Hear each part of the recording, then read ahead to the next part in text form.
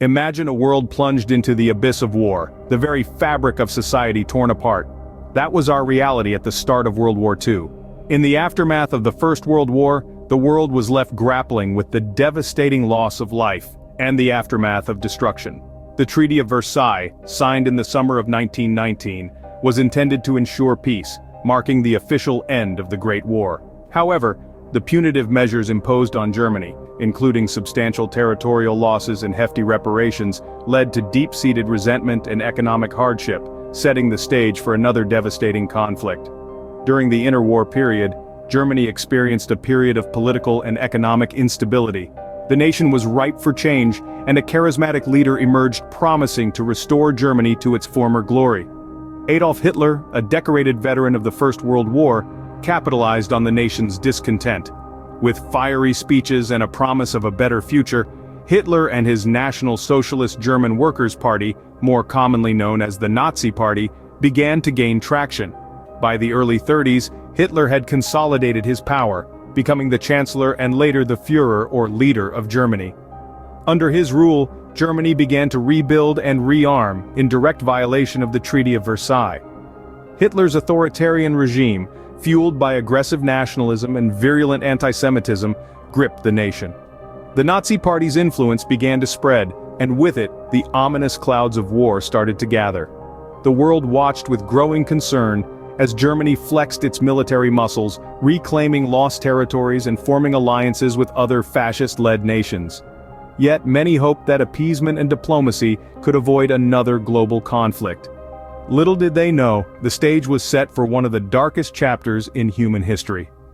The seeds of conflict were sown, and the world, still recovering from the scars of the First World War, was on the brink of another. In the heart of Europe, a new power was on the rise, fueled by resentment and the desire for revenge. Post-World War I, Germany was a nation in turmoil. The Treaty of Versailles, signed in 1919, left the country crippled by war reparations and territorial losses. The German people, burdened by economic hardship and national humiliation, were ripe for a change. During this time of crisis, the Nazi Party, led by Adolf Hitler, began to gain traction. The party appealed to the disenfranchised, promising a return to former glory and a revival of the German economy. Hitler was a charismatic speaker, stirring up feelings of national pride and tapping into the anger felt by many Germans towards the Treaty of Versailles. While the Nazi Party's rise was facilitated by the economic and political instability, it was fueled by a much darker ideology. Anti-Semitism, or prejudice against Jews, became a central tenet of the party's platform. Hitler and his followers blamed Jews for Germany's problems, accusing them of conspiring to control the world and undermining the German economy. This scapegoating of an entire group of people allowed Hitler to consolidate power and mobilize the German populace against a common enemy. As the Nazi Party grew in strength and influence, so too did its control over German society. Hitler and his allies began to enact policies that restricted the rights of Jews and other minority groups, leading to widespread discrimination and violence. This era, known as the Third Reich, marked the beginning of a systematic campaign of terror that would eventually culminate in the Holocaust. But these developments were not limited to Germany. Across Europe, the rise of the Nazi Party was met with a mixture of fear, indifference, and in some cases, admiration. Many believed that Hitler could be controlled, or that his extreme ideologies would be tempered by the realities of governance. They were tragically mistaken. The stage was set, the actors in place, and the world was about to witness a tragedy of epic proportions. September 1st, 1939, a date that would forever be etched in the annals of history, the day World War II began. On this fateful day, under the guise of a self-defense retaliation to a staged Polish attack on a German radio station, Germany invaded Poland. This marked the beginning of a brutal campaign characterized by rapid advancements and relentless assaults known as Blitzkrieg, or Lightning War. It was a calculated military strategy designed to catch the enemy off guard, and it was devastatingly effective. But Germany wasn't alone in this act of aggression. A mere 16 days later, the Soviet Union, under the secret protocol of the Molotov-Ribbentrop Pact, invaded Poland from the east.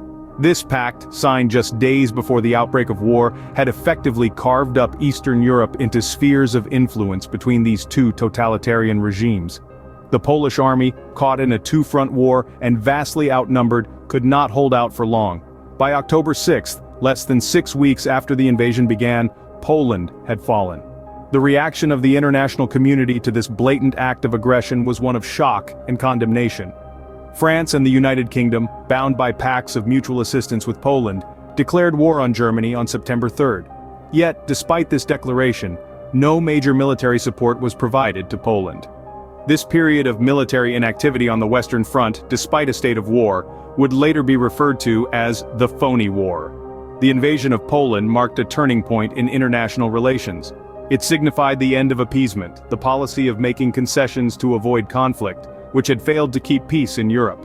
The world had to confront the harsh reality that Hitler's ambitions were not limited to reclaiming lost German territories, but were a part of a larger plan for European domination. In the face of blatant aggression, the world could no longer stand by. The war had begun. In the face of tyranny, heroes rise, and so, the Allies took a stand. As the Nazi forces swept through Poland, the world watched in trepidation, but this invasion was not met with silence. Instead, it ignited a global response that marked the beginning of World War II. The Allies, a coalition of nations opposed to the Axis powers, began to form. At the forefront were Britain and France, two countries that had long held the torch of freedom in Europe. They were soon joined by other nations, united by a common purpose: to resist the expansion of Nazi Germany and to uphold the principles of democracy, freedom, and human rights. In the face of the Nazi invasion of Poland, Britain and France did not hesitate. On September 3, 1939, just 2 days after the invasion began, they declared war on Germany. This was not a decision taken lightly. It was a bold, decisive move, signaling to the world that the Allies would not stand by while a sovereign nation was overrun. The declaration of war was not just a political maneuver, it was a call to arms, a rallying cry for all those who believed in the values that the Allies stood for. Men and women from across the globe answered this call, volunteering to fight for a cause they believed in. They came from all walks of life, united by a shared determination to stand against tyranny.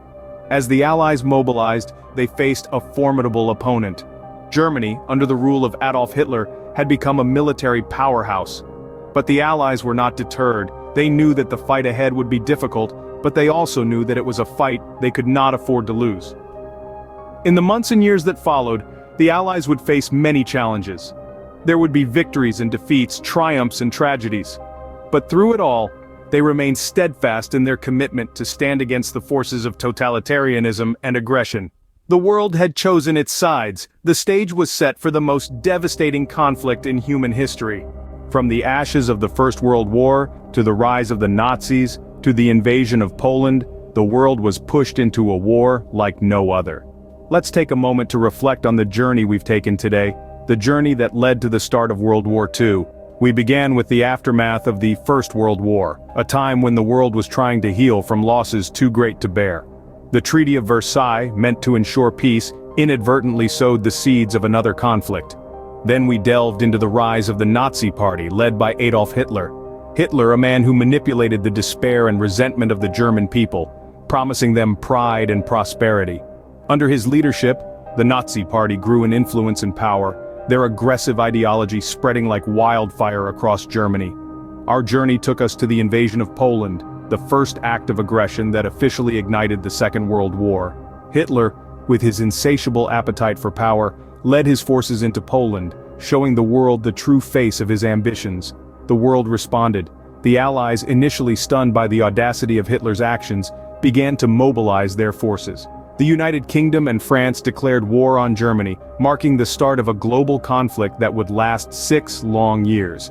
This conflict, this war, had a profound impact on the world. It led to the deaths of millions of innocent people, saw the introduction of nuclear weapons, and reshaped the global political landscape.